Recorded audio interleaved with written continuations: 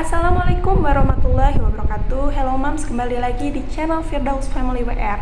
Oke, pada video kali ini aku akan membahas mengenai bagaimana proses kita menyusui apabila puting kita itu tidak normal ya moms. Jadi puting kita ini tidak sesuai dengan SOP puting yang seharusnya. Nah, di sini misalnya puting yang tidak keluar, puting yang benar-benar masuk ke dalam, itu apakah masih bisa dengan puting seperti itu kita menyusui bayi kita? Disimak ya mam videoku kali ini.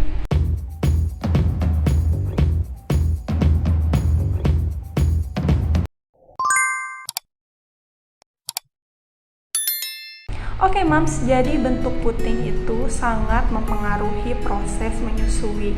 Seringkali ibu-ibu di luar sana atau ibu-ibu baru yang akan menyusui anaknya merasa tidak percaya diri atau kurang percaya diri dengan bentuk payudaranya. Nah, pada dasarnya seluruh bentuk dari payudara, baik itu masuk ke dalam, datar ataupun normal, pasti bisa menyusui ya mams. Jadi seluruh jenis, seluruh bentuk dari puting payudara yang mams miliki itu tidak akan menghalangi mams untuk memberikan ASI kepada anak mams. Ya, jadi sesuai dengan pengalaman pribadiku sendiri, jadi payudara kananku ini memiliki bentuk yang benar ya mams, atau bentuk yang normal daripada puting, sehingga proses menyusui pada payudara yang kananku itu tidak memiliki kesulitan yang berarti. Tapi beda lagi dengan payudaraku yang sebelah kiri, ini memiliki bentuk puting yang masuk ke dalam dan sangat datar. Jadi si putingnya itu tidak keluar, dan ini sangat sulit sekali dari proses awal aku menyusui menyesuaikan puting yang datar ini, tapi masih bisa diusahakan untuk bisa menyusui. Nah, bagaimana selanjutnya dari pengalamanku? Jadi pada awal mula aku menjadi ibu baru, aku lebih senang menyusukan bayiku di sebelah kanan ya mams, karena bentuknya normal dan sangat mudah untuk diberikan kepada anakku. Tapi setelah lama-kelamaan aku menyadari bahwa karena seringkali yang diberikan itu payudara yang kanan ya mams saat proses menyusui, jadi air susu itu lebih banyak ke payudara yang kanan, dan payudara yang kiri ini air susunya itu sangat sedikit sekali. Jadi pada dasarnya aku memikirkan bahwa seharusnya kedua payudara ini balance diberikan kepada anak secara bergantian, karena memang harus seperti itu ya mams. Jadi kedua payudara ini harus diberikan secara bergantian kepada anak kita supaya proses pengeluaran ASINya juga lancar. Nah, dari situ aku mulai mensiasati, mencari tahu, juga mempelajari tentang bentuk-bentuk puting ya mams, dan ternyata seluruh puting dengan bentuk apapun masih bisa dilakukan atau disusui kepada anak kita, termasuk puting yang datar.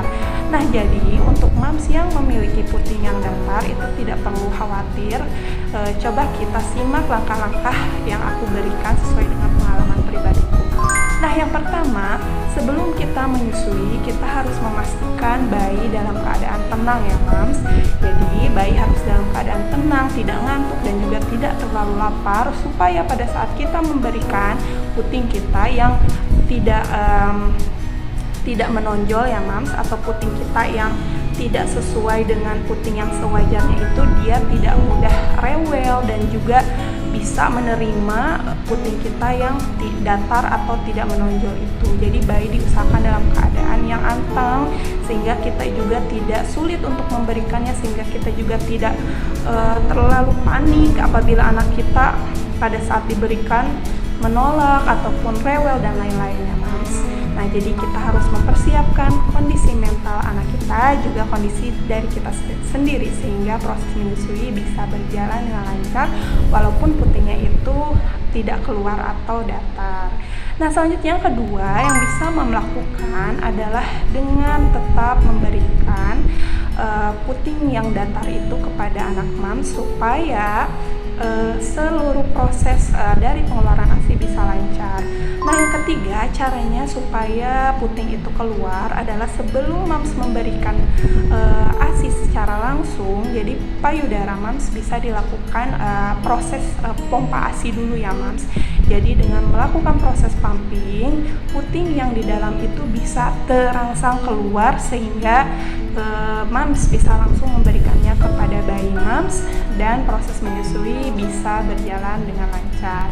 Nah, yang ketiga, apabila proses pumping sudah Mams lakukan dan berhasil, maksud saya yang keempat ya Mams, yang terakhir itu Mams bisa lakukan dengan menjepit payudara Mams dengan kedua tangan Mams. Jadi bisa dijepit sehingga putingnya bisa keluar ya Mams. Nah, ini dia adalah contoh dari macam-macam puting, dan seluruh contoh ini bisa menyusui baik langsung maupun pumping ya Mams. Jadi Mams tidak perlu khawatir apabila pada saat misalkan hamil sudah 9 bulan tapi Mams melihat putingku itu nggak keluar gitu ya, sudah dilakukan berbagai cara dan Mams ketakutan dan tidak percaya diri untuk bisa menyusui. Bisa kok Mams.